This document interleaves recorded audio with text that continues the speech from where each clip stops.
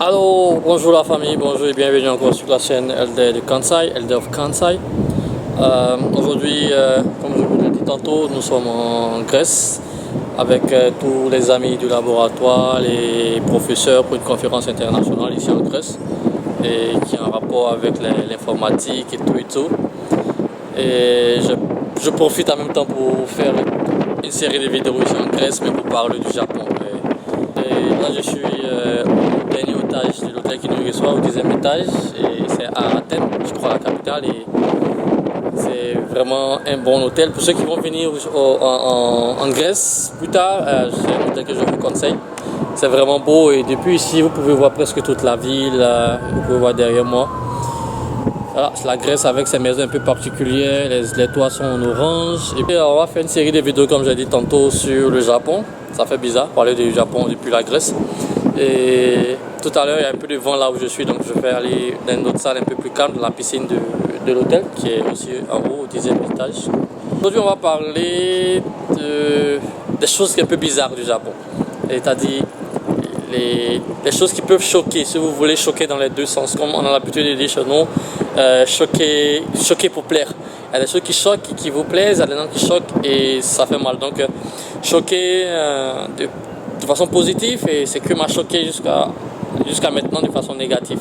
Donc tout à l'heure, avec moins de vent, ça sera le thème d'aujourd'hui, donc restez connectés. Donc aujourd'hui, comme je disais tantôt, on va parler des choses un peu choquantes du Japon.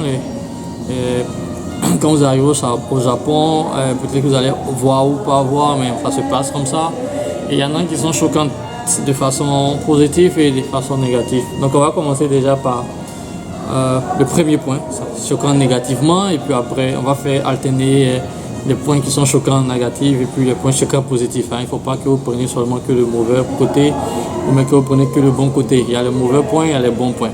Donc le premier point au niveau de ce qui est choquant mais qui est un peu bizarre, on ne peut pas qualifier ça de négatif, on va dire un peu bizarre pour nous, c'est le fait que le japonais, dans la culture japonaise, on se lave une fois par jour. On se lave une fois par jour, je répète, on se lave une fois par jour normalement. Donc comment ça se passe? Le soir, avant de dormir, les Japonais font ce qu'on appelle le ofuro. Ofuro, c'est la salle de bain que vous connaissez, mais avec de l'eau dedans, bien chaude, tout et tout, un petit tabouret dedans. Donc les Japonais vont dans le ofuro et ils peuvent faire 30 minutes à 1 heure en train de se laver, se relaxer dans la salle de bain. Ils font ça généralement le soir avant de dormir. Donc pour les enfants qui vont à l'école, les jeunes, ils vont prendre le ofuro peut-être à 19 heures. Donc jusqu'à vraiment avant de dormir, peut-être 1 heure ou même 2 heures avant d'aller au lit. On rentre dans la salle de bain, on les relaxe, on se lave, on dure là-bas. Pour les personnes adultes, les travailleurs et consorts, donc ils vont faire le ofuro peut-être à 23h, minuit. Donc ils rentrent dans le ofuro à 23h, à minuit, à 1h du matin, ils restent là-dedans jusqu'à 2h, ils se lavent, ils se rincent, ils prennent son temps pour bien se laver, se relaxer en même temps, c'est vu aussi comme une relaxation. Et donc quand ils finissent le lendemain matin, quand ils se lèvent à 6h, quand ils se lèvent à 8h pour aller au travail, dans la mentalité japonaise, dans la culture japonaise, c'est pas la peine de se laver encore. Donc tout ce que vous voyez, tout ce que nous on voit quand on se lève le matin, il y a beaucoup qui ne se sont pas vraiment lavés au lever. Ce qu'on fait le matin, mais ce qu'ils font le matin, c'est de se nettoyer le visage, de se brosser les dents, laver le visage. Et les femmes elles font le produit et le maquillage sur le visage, les soins de visage le matin. Mais on ne se lave pas encore, on ne va pas dans la salle, même pour faire la douche normale, le shower, comme on dit en anglais. C'est pas beaucoup qui font. Donc ce que je dis, c'est de façon générale. C'est-à-dire, si vous prenez 100 Japonais, il y a peut-être 70 qui font ce que je dis. Ils se lavent une seule fois. Ils prennent les affaires, les habits, ils s'en vont au travail. Donc, quand moi je suis arrivé au départ au Japon, j'étais un peu choqué, quoi, de savoir que les gens se lavaient une fois par jour. Et là où je viens, il fait chaud, donc on se lave souvent 2-3 fois par jour. Je pense que c'est aussi une affaire de climat, c'est aussi dû au climat, il fait froid. Et de ce côté de la terre là, les gens n'ont pas trop coutume de mettre de l'eau sur soi quand il fait super froid. Donc vous comprenez. Voilà. Donc c'est un peu le premier point de ce qui est choquant. En tout cas, ce qui m'a choqué moi de savoir que les gens ne se lavent pas le matin parfois. Et ils sortent, ils trouvent ça bizarre, quoi. Mais bon, c'est pas choquant négativement, mais c'est un peu bizarre. Et une fois dans notre discussion, dans des amis qui m'ont demandé mais pourquoi tu te laves 2 fois, pourquoi tu te laves 3 fois. Donc ils me trouvent aussi bizarre que les Africains, même d'autres personnes, prennent 2 fois le temps 2 fois du temps pour se laver, quoi. C'est du gaspillage du temps, du temps qu'on pourrait prendre pour faire autre chose, on prend pour se laver, alors qu'on va pas devenir plus blanc, même plus clair.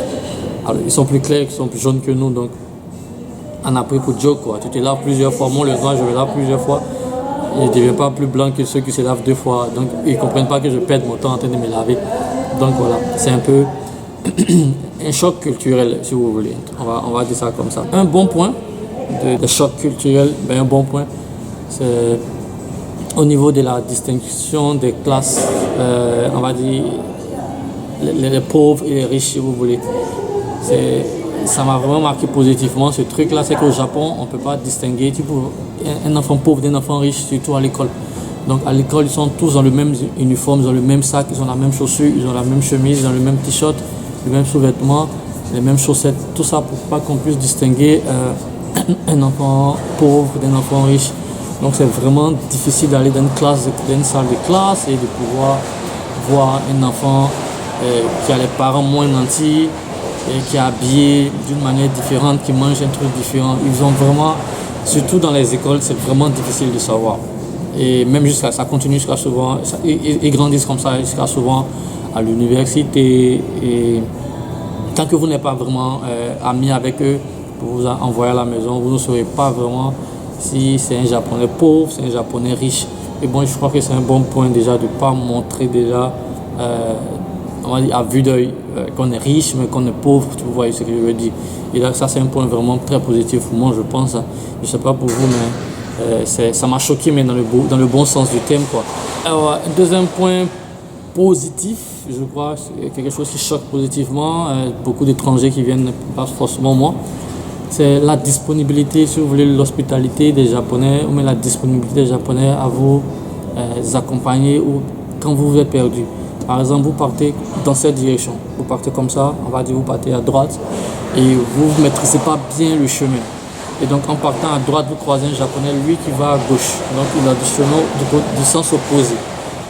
Et vous l'arrêtez, désolé, je veux à droite mais je ne maîtrise pas bien, est-ce que vous pouvez m'indiquer, genre sur une carte ou bien juste vous indiquer comme ça. Et le Japonais il est capable de changer son programme, il ne va plus partir là où vous partez, mais il va aller dans la même direction et vous pouvez être sûr que vous connaissez vraiment, vous mettez sur vraiment le bon chemin. Donc il change son programme, il partait là-bas mais il va carrément changer ça par courtoisie, par hospitalité ou bien par peur que vous vous perdiez. Il préfère aller dans la même direction avec vous jusqu'à ce que vous soyez sûr que vous êtes arrivé dans le point que vous partez. Ça, vraiment, ça m'a vraiment choqué culturel et positivement parce que ailleurs, on va t'indiquer, les gens vont t'aider à retrouver ton chemin, mais ils ne vont pas partir avec toi, ils ne vont pas changer leur programme, changer leur itinéraire juste pour te mettre dans la bonne direction. Et ça, c'est un truc vraiment qui m'a vraiment choqué positivement. Donc, chaque fois que vous perdez votre chemin au Japon, chaque fois que vous n'êtes pas sûr, n'ayez pas peur, ne soyez pas gêné de demander à un Japonais de vous montrer le chemin. Si vous êtes chanceux, si ce n'est pas dans les grandes villes, comme Tokyo, les gens sont beaucoup occupés, ils ont des rendez-vous de travail. Dans les petites villes, mais dans les endroits de touristes, ne soyez pas gênés. Demandez votre chemin à un Japonais, c'est peut-être à 80% qu'il va vous accompagner là où vous partez pour être sûr que vous ne soyez pas perdu. Un autre point très positif, et ça quand on parle souvent, les gens ne croient pas trop, mais c'est le cas de pertes de vol au Japon. Et vraiment, là je suis en Grèce et quand on sort comme ça pour aller faire les courses, visiter la ville, les gens ont peur qu'on nous vole nos portefeuilles, les pickpockets, comme c'est très répandu en Europe, qu'on nous prenne nos portefeuilles, qu'on nous prenne nos sacs. Et au Japon, c'est carrément différent. On dit au Japon, on ne vole pas. C'est la culture japonaise. Le Japonais, il s'est dit que si tu as oublié ton portefeuille quelque part, si c'est tombé, ce n'est pas par plaisir que tu as laissé quelque part. Et la personne qui a fait tomber son portefeuille est forcément en train de chercher son portefeuille, mais son argent. Donc, il se sent mal quand il prend cet argent, quand il prend ce portefeuille, enlever les objets précieux, mais l'argent à l'intérieur. Donc, au Japon, on a coutume de dire qu'on ne vole pas. Les cas de vol sont vraiment minimes. Et d'ici, si 100 cas de vol, 100 cas de perte, si vous avez perdu un objet, il y a 98% de chances de pouvoir le retrouver. Les gens vont déposer ça à la police. Le gars, il a vu votre portefeuille, c'est tombé, il va déposer à la police, à la station de police, et la police vient taper à votre porte. La police a votre, si vous voulez, vos adresses, vos coordonnées. Donc, si c'est votre téléphone qui est perdu, la police va appeler la compagnie avec laquelle vous avez fait la souscription. Il y a forcément un numéro de personnes à joindre en cas d'urgence. La police va appeler cette personne pour lui dire de vous contacter. S'il n'y a pas ce contact-là disponible, la police à votre adresse, il n'y a rien sur ma caméra. La police à votre adresse au domicile, et un agent vient, il frappe à la porte, monsieur, oui, ok, voilà, on a retrouvé vos objets. Donc les Japonais n'ont pas la culture, mais ils n'ont pas cette manière-là de prendre ce qui appartient à l'autre. Il y a beaucoup de cas comme ça de mes aînés qui ont perdu leur portefeuille, qui ont laissé les sacs avec les ordinateurs dans le train, dans le métro. Il y a un qui a fait tomber son portefeuille il venait de retirer tout son salaire et il a retrouvé. La police l'a appelé sur son téléphone pour lui dire qu'on a retrouvé ton portefeuille avec tout son salaire.